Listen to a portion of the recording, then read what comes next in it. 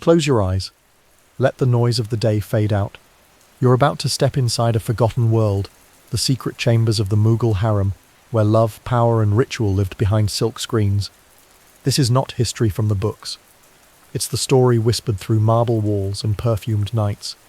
Breathe slow, let the incense settle, and drift with me through candlelight and shadow. The palace sleeps, but the harem doesn't. Somewhere deep inside, oil lamps hiss, shadows move behind carved marble screens, and the scent of rosewater mixes with sweat and smoke. The men outside think it's a paradise perfume, silk and song. They're wrong. It's a prison with better curtains. There are hundreds of women here. Some born to power, some bought into it.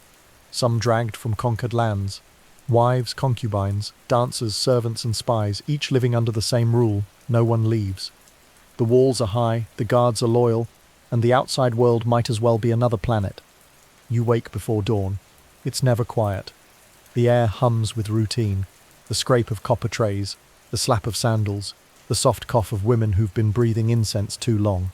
Everyone has a role, and everyone watches everyone else.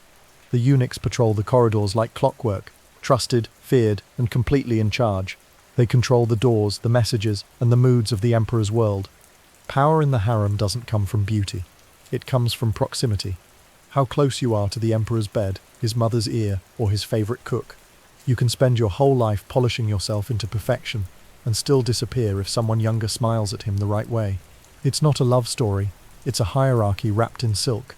The empress sits at the top, queen of an invisible empire. Nur Jahan did it best. She ran the Mughal court through her husband Jahangir, signing decrees in her own name while pretending to be obedient. Everyone knew she ruled him, but no one dared say it out loud. That's the first secret of the harem. The emperor might wear the crown, but it's the women behind the curtain who learn how to pull the strings. Still, the system eats its own. Beneath the empress are ranks that shift like sand. Favourites, rivals, widows, mothers, daughters. A single rumour can end a career. A single night can make one. There's no law here, only leverage. One woman's perfume is another woman's poison. Everyday life is a strange mix of excess and emptiness. The food is rich, the rooms are breathtaking, the loneliness is absolute. Some women fill the silence with gossip, others pray, a few learn politics, the quiet art of survival. There are secret alliances, coded glances, even hidden messages stitched into embroidery for allies outside. You don't last long here if you don't learn when to smile and when to stay invisible. And the emperor? He visits when he feels like it. Sometimes once a week, sometimes never. When he walks in, the whole building holds its breath. Every eye turns to the door. For the chosen woman, it's triumph and terror rolled into one. For everyone else, it's humiliation served on silver. The chosen will get new silks, gifts, maybe a son, but when his attention shifts, and it always does, she's back to waiting. The favourites rise, fall, and vanish. From outside, people imagine laughter and luxury. Inside, it smells like damp marble and perfume gone stale. Women sleep beside walls painted with paradise, knowing they'll never see the sky. Behind every jeweled mirror is a crack no one talks about. The harem isn't about love. It's about control over desire, over loyalty, over legacy. The emperor may rule an empire, but his empire is ruled by whispers, and those whispers can change everything. When morning comes, the palace wakes up. The emperor returns to his court, the women to their routines. The music starts again, soft and practiced, but the real stories stay hidden, buried beneath layers of silk, stone and silence.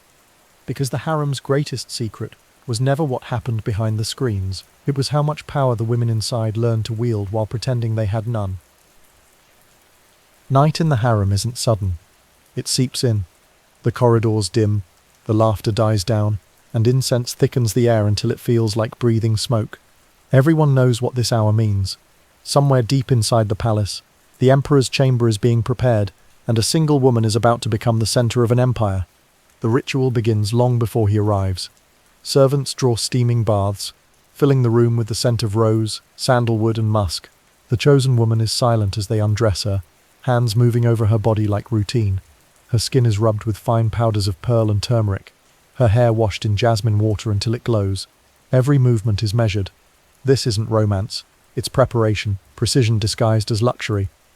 The emperor's favorites are expected to be flawless.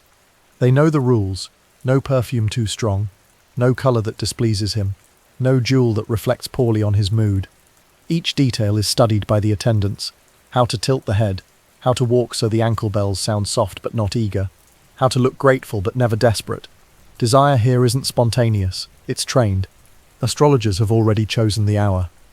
The most intimate act in the empire happens only under favorable stars.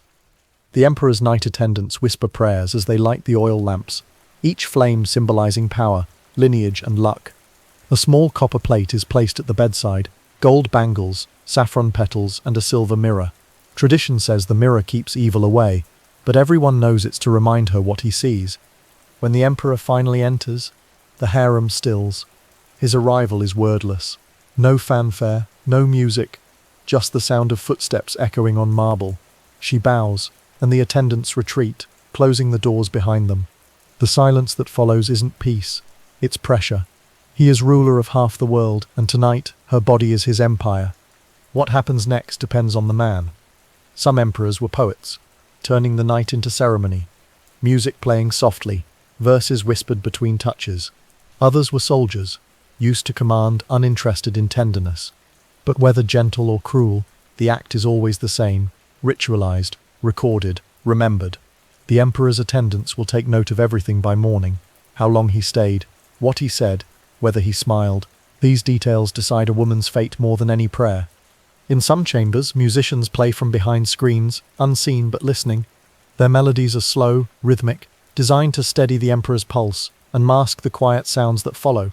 In others, there's no music at all, just the faint rattle of anklets, the soft scrape of silk on stone, and breathing that tries to stay quiet but can't. Afterwards, she lies still as servants re-enter.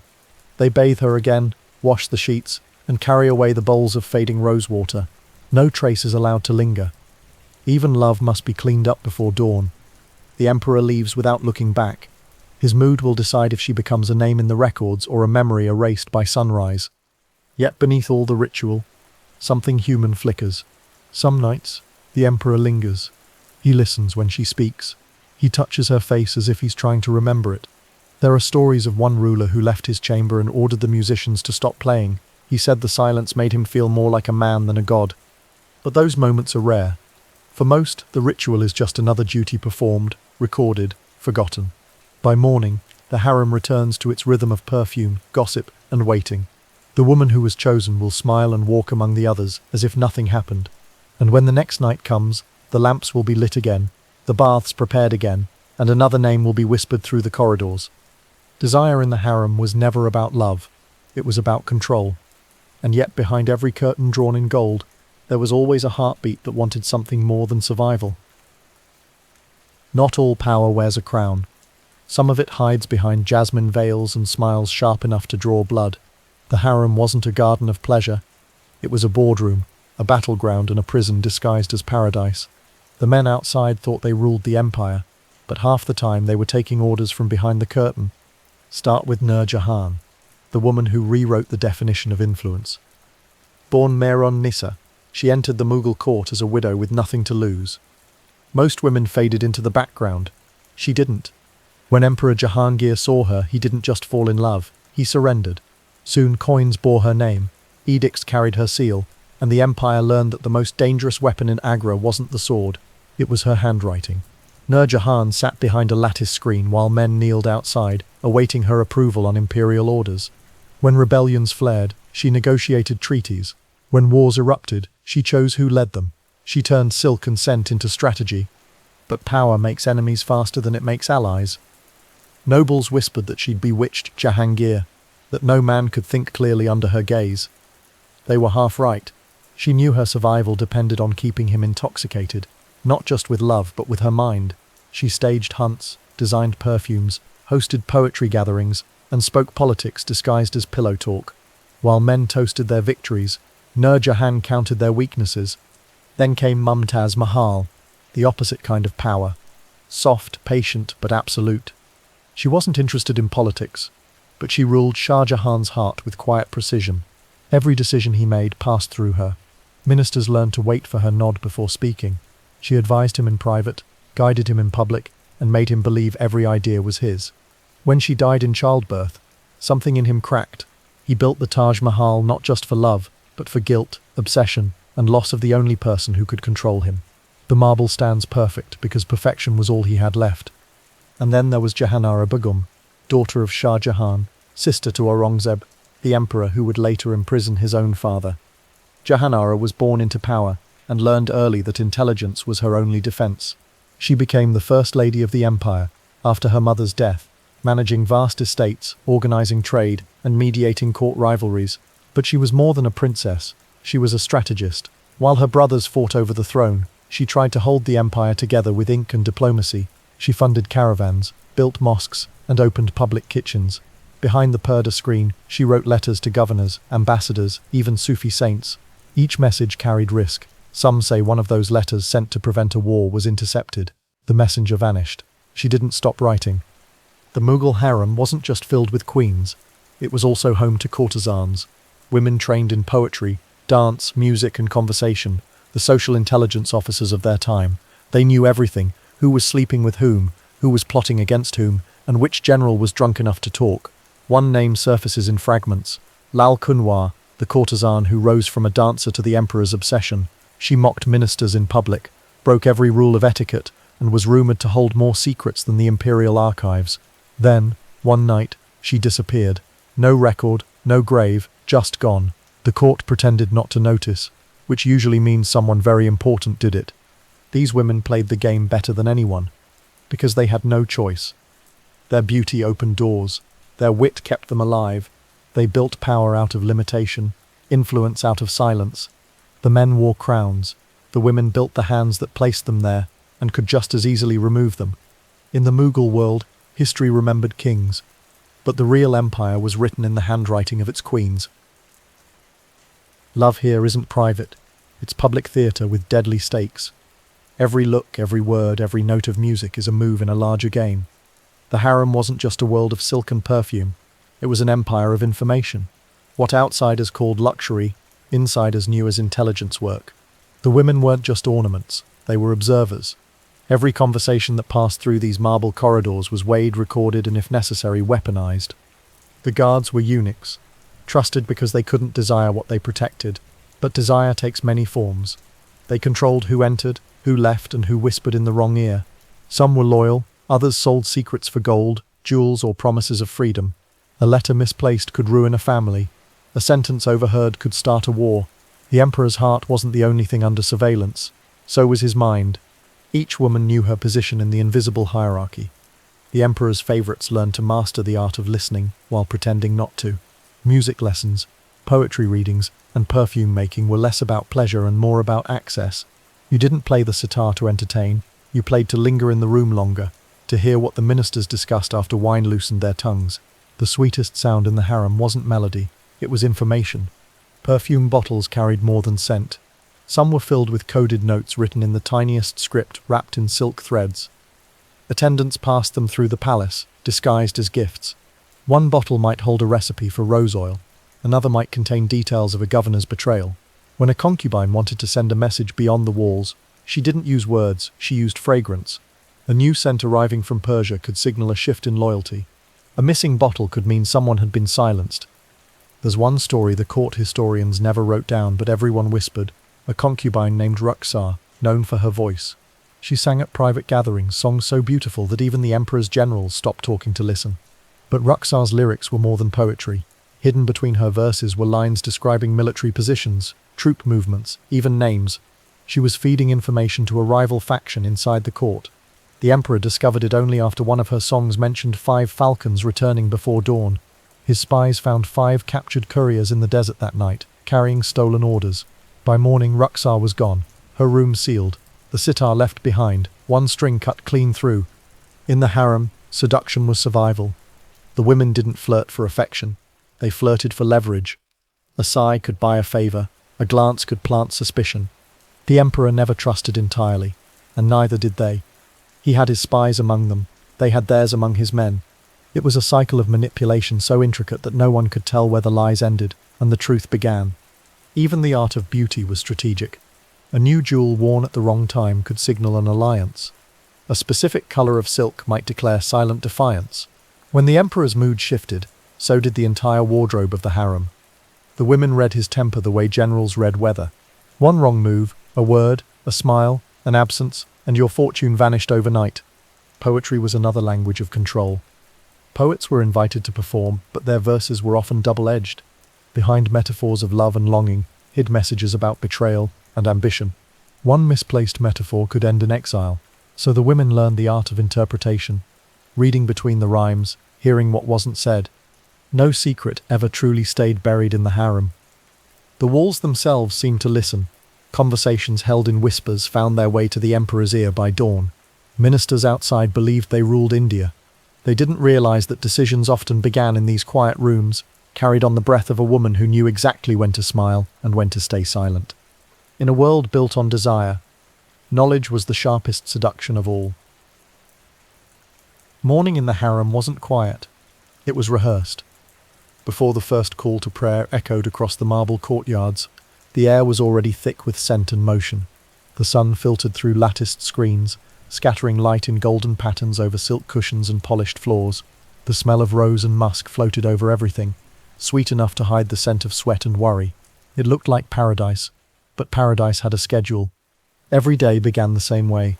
Servants slipped through corridors carrying brass bowls of warm water, trays of cosmetics and combs carved from sandalwood. The emperor's favorites rose first. Their chambers were never truly dark.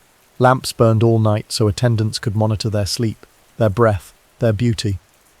When they stirred, others rushed in to oil their hair with saffron, to stain their teeth with clove, to kohl their eyes until they gleamed like black glass. Beauty wasn't self-expression here. It was maintenance, discipline, survival. The emperor expected perfection. His moods could shift faster than the monsoon wind, and one misplaced blemish could mean weeks of isolation. The women knew this. They prayed, they bathed, they painted themselves like armor, a ritual of self-preservation disguised as vanity. The harem's most favored consort was said to wash her face in rosewater mixed with crushed pearls every morning. When she began to age, she didn't sleep for days, terrified that a wrinkle would end her reign. She was right. Everything in the harem gleamed: mirrors, jewelry, laughter. But the shine was only skin-deep. The meals were extravagant: honeyed dates, pomegranate wine, rice soaked in milk and saffron. But no one ate freely. Waistlines were measured, complexions compared, moods monitored. Even pleasure had a protocol. The women were expected to look radiant, but never indulgent, desirable, but never desperate. Every movement was choreographed to the emperor's preferences, his favorite color, his favorite scent, his favorite sound. And then there were the perfumes. The harem was built on them. Attar of roses, ambergris, jasmine, sandalwood. Their recipes guarded more closely than military codes. The perfumers were men, working in secrecy, loyal only to the imperial household.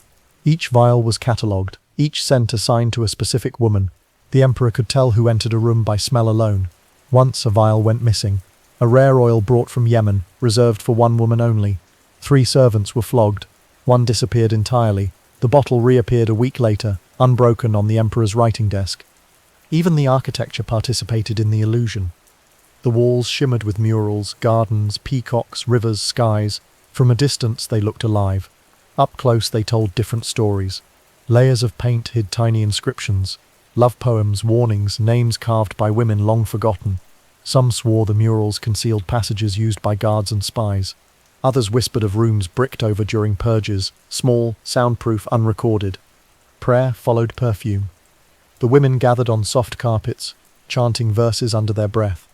For a few moments the politics fell away. Then the day began again.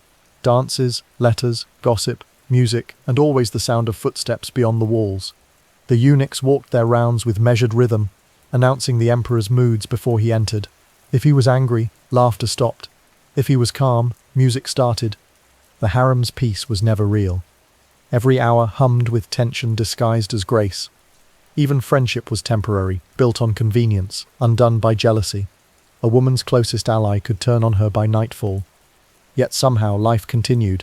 They painted, they composed poetry. They embroidered their hopes into handkerchiefs and curtains. The illusion of paradise held because it had to. From outside it looked like serenity. Inside it was survival dressed in gold. Behind the latticed screens, women moved like queens, smelled like angels, smiled like saints, and lived like prisoners waiting for the next command. In the Mughal Harem, beauty wasn't bliss. It was labor, ritual, armor, and every ritual hid a tremor of fear beneath its scent. Every harem had two kingdoms, one ruled by the emperor, the other by the women who outwitted him. From the outside it looked like harmony. Women in embroidered silk, laughter echoing through marble halls, gold bangles glinting in sunlight. But that beauty was camouflage. Beneath it, rivalries simmered like poison in gold cups. Every festival, every childbirth, every death reshaped alliances. The harem was a living thing, breathing, watching, devouring its own. Power in the harem didn't flow from rank. It flowed from proximity. The woman closest to the emperor controlled everything from what he ate to who he trusted. She could make or break lives with a single sentence whispered in his ear. That made her a target. The others watched her constantly. Her words, her gestures, her perfume. Too much confidence, and she was arrogant. Too little, and she was weak. The line between queen and corpse was razor thin. The emperor's mother, Padshah Baham, was the true matriarch. She ran the harem like a general runs an army. No decision from marriage arrangements to punishments happened without her word. She had survived multiple reigns, seen sons rise and fall, and learned that survival meant controlling not the throne but the bloodline that sat on it. Once when a new wife grew too bold and began influencing the emperor's council, the Padshah Baham fell ill. Within a week, that same wife was sent to live in the distant palace gardens, beautiful, isolated, and conveniently forgotten. The empress recovered immediately. But jealousy was not limited to mothers and queens. Every woman had something to lose. The youngest favorites were watched like prey, their rise seen as a threat to every older rival. Servants carried gossip between factions. Each rumor sharpened before delivery. Gifts became traps, compliments became weapons. Even festivals meant for joy were dangerous. One spilled drink, one insult, one careless laugh, and entire hierarchies could collapse.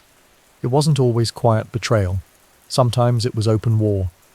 One year, during a spring celebration, two rival factions within the harem fought over who would lead the emperor's procession. What began as insults turned into a full riot. Silks torn, lamps shattered, jewels scattered across the floor. The eunuchs stormed in with clubs. By morning, the leader of one faction was exiled to a fort in Rajasthan. Her name was never spoken again, but the scar on the marble floor stayed for years. Speaking the emperor's secrets aloud was the most dangerous act of all. One woman, a former favorite, had once revealed private court discussions to her brother, a minister hoping to gain favor. When word reached the emperor, he didn't rage. He smiled, kissed her hand, and ordered her to be confined for her protection. Her chambers were sealed. Meals were passed through a slot in the door. Months later, a new favorite moved into her wing. The old one was never seen again. Then came rebellion. The palace walls trembled as gunfire echoed in the distance.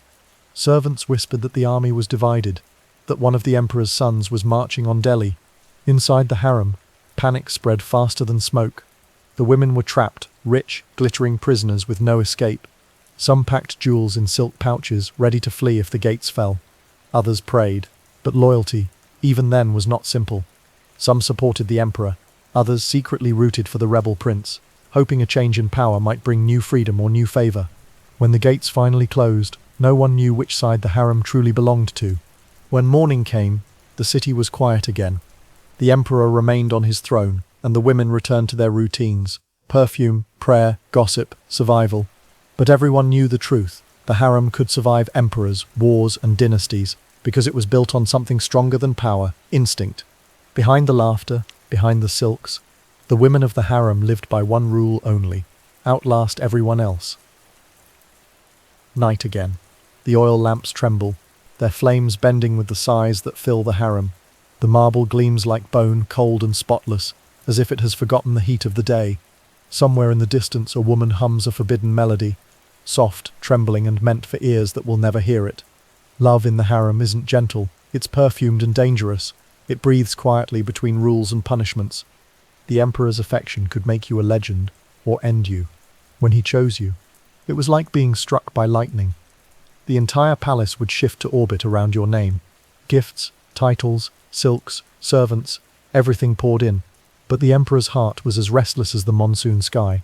When his attention wandered, so did your fortune. One day you were the jewel of the empire, the next, you were just another ghost behind the curtain. Jahangir's love for Nur Jahan was power disguised as passion. She wasn't just his wife, she was his equal, his reflection. Their love ran the empire, letters signed in her name, battles planned under her seal. But even she knew that every kiss carried the weight of politics. Her beauty could soften his rage, but it couldn't save her from jealousy. She once said love was a coin that buys loyalty only until it fades. When Jahangir died, Nur Jahan's world collapsed. She spent her final years in quiet exile, the woman who had once ruled an emperor reduced to a shadow. Then came Shah Jahan and Mumtaz Mahal, the empire's most famous love story. They built their marriage on trust, devotion, and 16 children. When she died in childbirth, he broke. His grief became stone. The Taj Mahal, the monument everyone calls eternal love, was born out of madness and mourning. But for all its beauty, it's still a tomb, a reminder that love in the Mughal world rarely ended in life. It ended in marble. But not all love stories belonged to emperors. Some hid in the cracks of the palace, in corners where the lamplight didn't reach. A maid and a guard, a poet and a concubine. Love that wasn't supposed to exist, but did anyway. Quiet, defiant, desperate. They met in silence, exchanged glances like contraband, wrote verses no one would ever read. For them, love wasn't luxury, it was rebellion. One legend whispers of a woman named Afsana, a servant who fell in love with a soldier from the imperial guard. They met at dawn near the harem baths, exchanging words through the steam. When they were discovered, the punishment was swift. The soldier was executed. Afsana disappeared. Some say she was sealed behind a wall of marble, alive so her ghost could serve the palace forever. When workers repaired the harem centuries later, they claimed to hear faint singing beneath the plaster. Rumors also tell of a concubine whose affair with a court poet sparked an assassination. The poet, it said, wrote verses mocking the emperor's weakness for her. When the verses reached the court, the emperor ordered his death. But the poet's followers struck first. They attacked the emperor's retinue at dawn, leaving 3 men dead. The empire covered it up, calling it a bandit incident. Yet for years after, the emperor banned poetry in the harem. For every love that was remembered, 100 were erased. The harem's walls swallowed their names, their voices, their hopes. Only the marble remained, cool and indifferent, pretending nothing had happened. By dawn, the songs stop, the lamps go out, the scent of rose fades from the air. The women rise, pray, and return to silence. The empire will continue as it always has, built on power, gilded by beauty, haunted by longing. And somewhere, beneath all that stone and history, the marble still remembers the warmth of their hands, the ones who loved when they were told not to.